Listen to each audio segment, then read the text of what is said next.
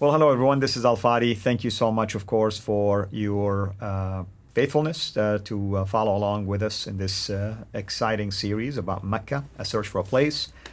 We enjoy reading your comments. We enjoy your interactions. Thank you for doing so. Keep it coming. And, we've shared enough data with you. We debunked a lot of attempts to provide a logical, historical location for Mecca that will line up with today's location. But all of these attempts by our Muslim friends have proven to be unsuccessful. And now that we have put out all of this info for you, now that we have done all of these videos so far, we get to the so what question. How can we now benefit from that? So today, and hopefully starting from today, we will start putting it all together for you and making sense of everything that we have shared with you. Once again, we turn our attention to our dear brother, Dr. J, who is with us here in studio to do so. Thank you, brother, for being with us. Thank you for all the data that you've shared and this research that I can assure you a lot of people probably wouldn't have had the time or the ability to put it all together the way you have done. And we encourage them, of course, to build upon that. Yeah, and that's exactly what we've said that we're going to do. We're going to be those who actually communicate it, get it down, make a sense of it, and then get it out there so that the public can look at it and then respond to it. And this is what we've done with all of our shows, with all of our episodes, with all of our different series. We did this with the Qiblas.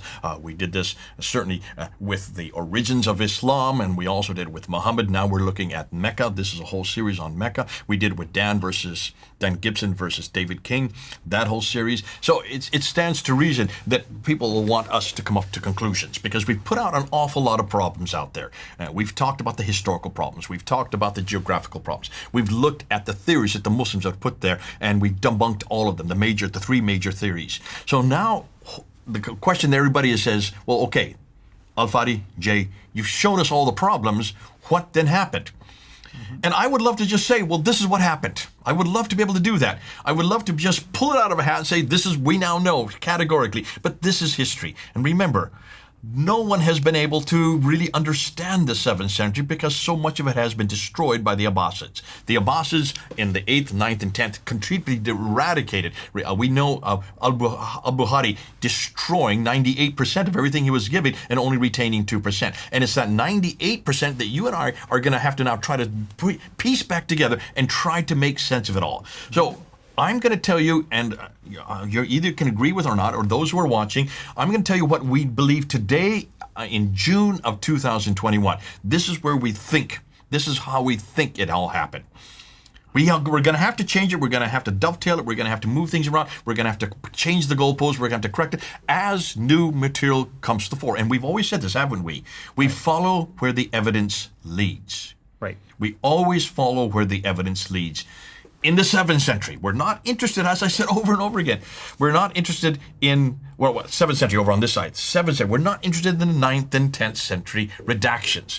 We're getting tired of them. And I know Muslims who are going to comment, they're going to say, well, this is not what I've read, this is not what I've been told, this is not what I heard in school. Because everything they've been told, everything that they've read about how it all happened, how Mecca was created, how Mecca existed, how Muhammad lived, or where he lived, or how he received the Quran, everything they've been told is from the 9th, 10th, and 11th century, much, much too late. So let's go back to the 7th century. Let's try to put it together. Let's see what we do find. And to do that, let's ask the first question that people are asking. They're saying, hold on a minute, Jay. You have now said that Petra is where all the Qiblas are pointing from Dan Gibson's material. Petra is where, this is where all the 5 stages of the Hajj. But at the same time, you're saying that all the Qurans come from Hira. Hira is that city that is today called Kufa. Kufa is where 12 of the Qira'ats are formed. When you did your whole series on the Qira'at, you're saying that all the major manuscripts were put together in the north, in Syria and Iraq, and Hira is the city that was Kufa, and that's where that's where the seminaries were, and that's where much of the ideas were percolating and being put together. So, and that's where this character who was Al-Qabisa, Abu Qabisa, yeah. Did he come from that city? That's where he was, and he was a Lakhmid king that was being used by the Sassanians. Then he turned over to the Byzantines, and then he actually rebelled from the Byzantines. Ilyas Qabisa, Ilyas ibn Qabisa, are you now saying that Yeah. it's in Iraq, or you're saying it's in Jordan? Is it in Hira or is it in Petra? So let's answer that question first. Let's get beyond, because this is causing a lot of confusion. I've seen it on the internet. Remind ourselves that Petra, Jordan versus Hira in Iraq. We're not conflicting the two. Please understand this. This is not a conflict. Look at the slide there. These are actually complementary and they're actually sequential. That's the confusion. They don't realize that you need to follow it on a timeline. So Iraq concerns the politics, and it concerns the Quran, and it concerns the theological debates. That all comes later. Remember, that all comes later. We've said very clearly that this all begins to appear in the 8th, 9th, and 10th century. That's Iraq. However, Petra predates that. Petra in Jordan concerns really only the Qiblas, the direction of prayer, and the mosques, and I would add to that the Hajj, from what we're now just introducing now, the Hajj that predates Mecca. So Iraq both precedes Petra and then returns following Petra, because we know that the Nabateans are in Petra. But before that, we also know that the ancient history, the Assyrian period and the Babylonian period, that's all taking place in what is today Iraq. We know that from the biblical studies. So Iraq is important between 577 up to 633. When we look for the quest of Muhammad that we did earlier in our earlier episode, we talked quite a bit about Kufa. We talked quite a bit about Iraq. That exists up until 636. And then Petra becomes important from 626. Why? Because 626 is when you start to receive, you start looking at the Qiblas. The earliest Qiblas that Gibson comes up with is 626, all the way up until 727. So the next 100 years are all over in Petra, up in the north, up in the western side. Then we return back to Iraq after 627. Actually, we start with 736, because then in 736 is where we start to see the Qirats start to form. And that's the first Qirat is 736, and then that continues all the way up into 844, the mid-9th century. And then the 10th century, when you have them finally canonized, well, chosen by Ibn Mujahid there in 936, and then later by Shatibi, and then later by al-Jaziri in 1429, and then finally, even later in that, in 1924, by Muhammad Qasai al-Haddad. That guy did a little less than 100 years. So you need to follow the sequence on a timeline. And that's why, be careful. These do not conflict. They do not contradict. They complement. But they complement along a timeline. So that's what we're talking about. Now, let's continue. What about the place? The need for a place was already in place, therefore. So Petra has all the stations of the pilgrimage that we talked about earlier of the Hajj, which are now in Mecca. We find the square center in the Kaaba with the exact dimensions mentioned by Azraqi, which do not fit the present-day Kaaba in Mecca. We found the Safa and Marwa mountains, which commemorate Hagar looking for water, are in Petra. Those really are mountains with places for idols sitting at the top. We see churches up there on the top of those mountains. We don't find that in Mecca at all. They're just nothing more than little rocks, 15 foot high. You've seen them, you've been there. Well, the washing of the water with cisterns and waterways are also in Petra. They're not in Mecca. Mecca had no water. Even the Zamzam well, we're not even sure when that was probably dug. We're going to be getting into that. That's for yet to come. The plain of Muzdalifah, a slippery slope mountain, as far as the mountain of Ararat, with the mosque and the church, is also can be found in Petra. Easily 5,000 people could pray on it. That is not the one that we see in Mecca today. Is nothing more than a facsimile of that. The Jamarat platform. We can see the base for it. We can see the foundations for it there in Petra, where you floor either 49 or 72 rocks.